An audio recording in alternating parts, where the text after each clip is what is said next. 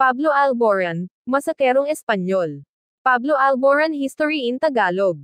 Si Pablo Alboran ay isang Espanyol na mang-aawit at kompositor.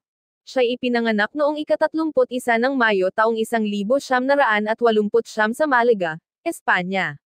Welcome to my channel, The Celebrity History. Please consider to like and subscribe to my channel mga ka-history. Ating tuklasin ang mga historya.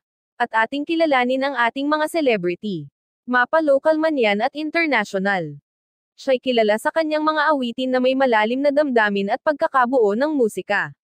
Ang kanyang debut album na, Pablo Alboran, noong 2011 ay nagtagumpay at naghatid sa kanya sa pagsikat sa mundo ng musika.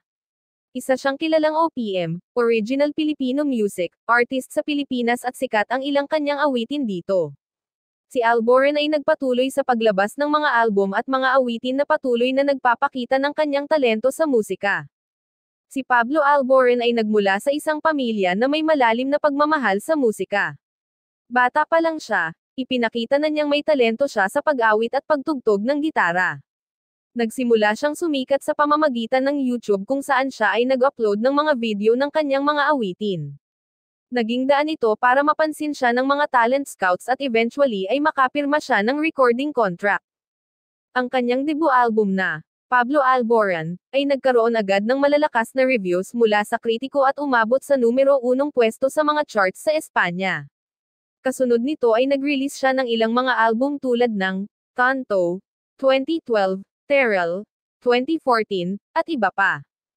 Sa kanyang karera, nakuha ni Alboran ang iba't ibang mga parangal at nominasyon mula sa mga prestihiyosong award-giving bodies. Kasama na rito ang Latin Grammy Awards at Premios 40 Principales. Bukod sa pagiging isang magaling na mang-aawit, ipinakita rin ni Alboran ang kanyang talento bilang isang kompositor. Marami sa kanyang mga awitin ay isinulat niya mismo, na nagpapakita ng kanyang personal na damdamin at karanasan. Si Pablo Alboran ay kilala hindi lamang sa Espanya kundi sa iba't ibang bahagi ng mundo dahil sa kanyang malalim na mga awitin at natatanging boses.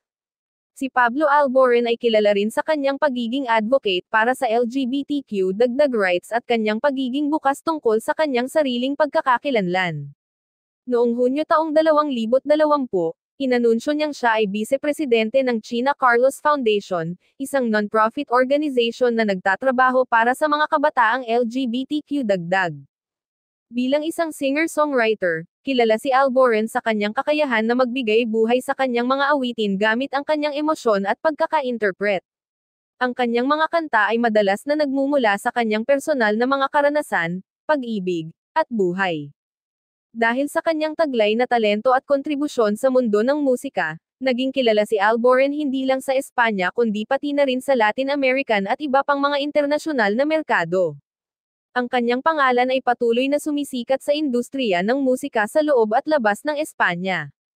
Noong Hunyo taong 2020, si Pablo Alboran ay naglabas ng isang emosyonal na video sa kanyang Instagram account kung saan inihayag niyang siya ay isang taong bakla, gay.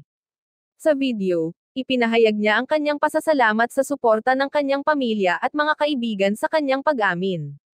Ipinakita rin niya ang kanyang pagnanais na maging inspirasyon para sa iba pang mga tao na naghahanap ng kanilang tunay na pagkakakilanlan. Ang kanyang pag-amin ay nagdulot ng malawakang suporta at pagpapahalaga mula sa kanyang mga tagahanga at sa industriya ng musika. Ipinakita nito ang kahalagahan ng pagiging bukas at tapat tungkol sa kanyang personal na buhay, at kung paano ito nakatulong sa pagpapalakas ng pagtanggap sa LGBTQ community. Noong Marso taong 2021, matapos ang ilang taon na pagsusumikap sa larangan ng musika, inihayag ni Pablo Alboran sa isang post sa social media na siya ay nais magpahinga muna sa pag-awit at mag-focus sa iba pang aspeto ng kanyang buhay. Ipinahayag niya ang kahalagahan ng pagtigil pansamantala upang magkaroon ng oras para sa kanyang sarili at mag-refocus sa mga bagong inspirasyon para sa kanyang musika. Bagamat hindi naging eksaktong malinaw kung gaano katagal ang kanyang magiging pahinga, ipinakita nito ang kanyang dedikasyon sa personal na paglago at pagbabago. Si Alboran ay patuloy na nananatiling isang mahalagang tanyag na pangalan sa musika at sa mga isyu na labas sa musikal na aspeto ng kanyang buhay.